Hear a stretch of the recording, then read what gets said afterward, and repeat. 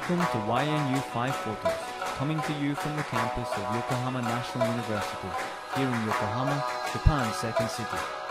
My name is Alec Macaulay. This is a broadcast for English language learners here in Japan and overseas. On the show, guests come in and talk about 5 photos that are important to them. Today, Brian, an exchange student from Sacramento State University, is here with 5 of his photos. Hi, Brian. Hello. Nice to meet you. Nice to meet you too, although we've met already. Yeah, that's true. So tell me about photo number 1.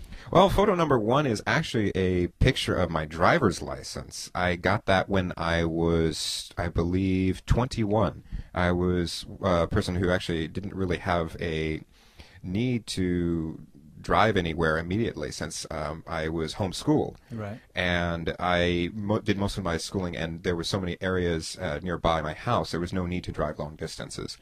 I actually weighed a lot more then. I weighed about 100 kilos at that time. I was quite overweight. What do you weigh now? I weigh about 65 kilos, I think. I'm not very good on conversion. And it's not going to be clear from your other photos, but you don't have a beard and you don't No. wear glasses now. No. I had laser surgery on my eyes and figured out how to use a razor.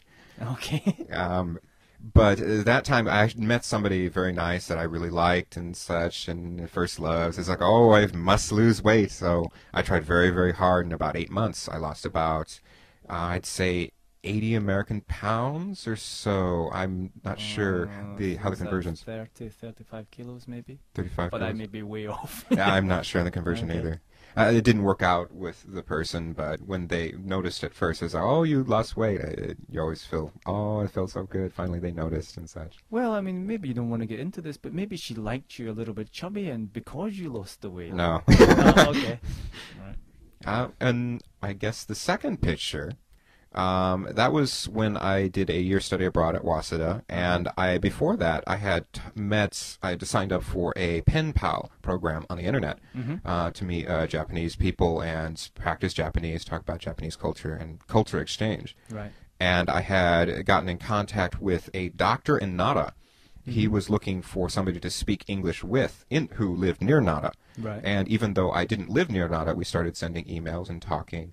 And I believe he was about 55 years old or so. Okay. And when I went to Japan, he said, oh, when you come by Nara, stay at my house. Oh, and I'll very show you nice. around.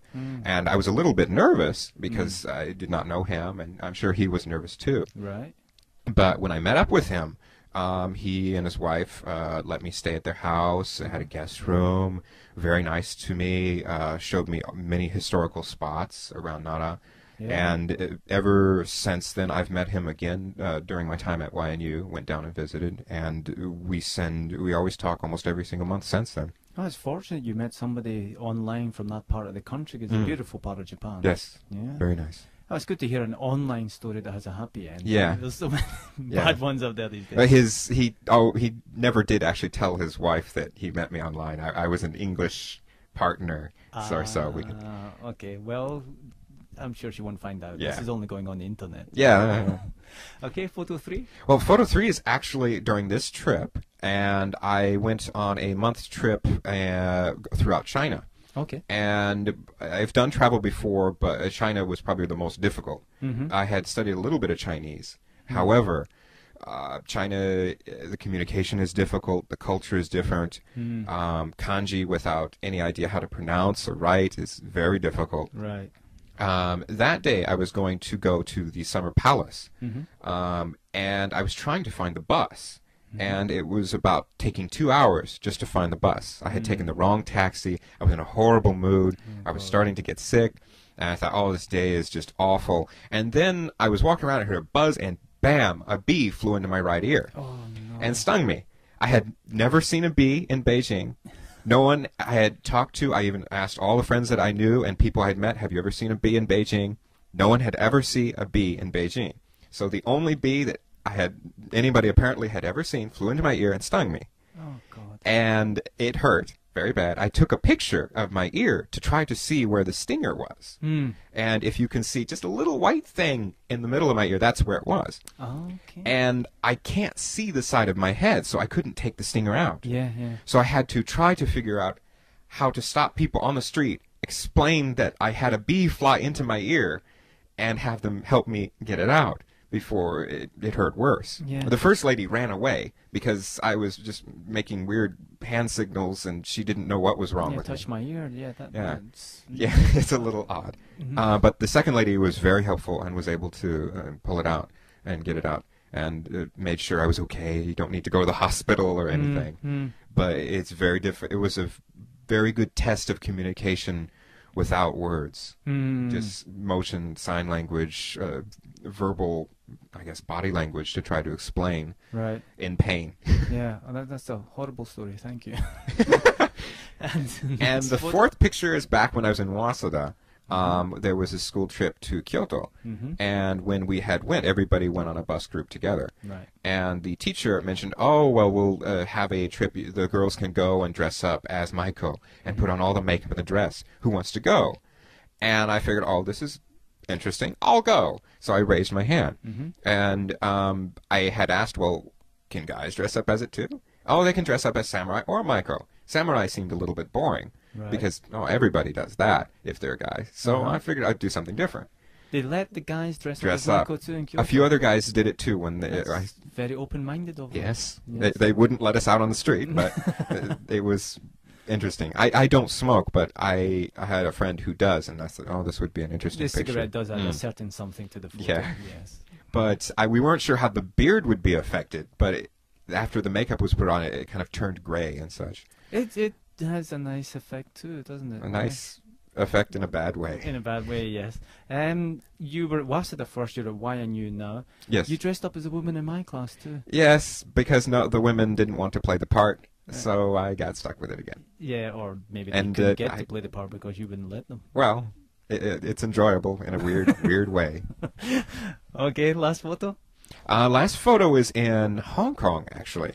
And everybody in the restaurant was busy and talking. And a lady came in and sat down in front of me. And she looked like I guess the best description would be a typical Chinese woman who's older and ran maybe a shop or so. The same sort of image that I had seen trying to always get me to buy stuff every time I passed the shop. So I had already created the stereotype in my mind, even when I was trying not to. But she first started, she greeted me and said hello. Her English was quite good, and I started talking to her in English. And after she spoke a little while, she asked why I was here in Hong Kong, what I was doing. I mentioned I was studying at YNU and had been studying Japanese and such. And she switched from very good English to Japanese. And it turned out that she was actually born in Hong Kong, but her family had moved to Japan for many years, and she went to school in Japan, had ultimately married a professor at a college. He was German. He was a German professor who teaches in a Japanese university. And she ran a shop in Ikebukuro. And she was in Hong Kong just to visit family members and get some items for selling at her shop. And she had invited me to, come to my house, you can meet my professor. So did you go up to the shop in Ikebukuro? I haven't been up there, no. No. I had to study. But we're planning to meet next time I'm in Japan. Okay. And this is your second trip to Japan? This is my second trip to Japan. And you're leaving tomorrow? I leave tomorrow, yeah. So what's been the highlight of this trip? Highlight? I made a lot of different friends from different countries this time. Many students come to Japan, think, I'm going to make many Japanese friends, and they do. However, many times they meet all the students from the other countries. And it's very interesting to have a perspective of those students from other countries studying in Japan, and the interaction that everybody has. Even though they come from a different country, everybody connects quite well. Okay, thanks for coming in, and safe journey home tomorrow. Thank you.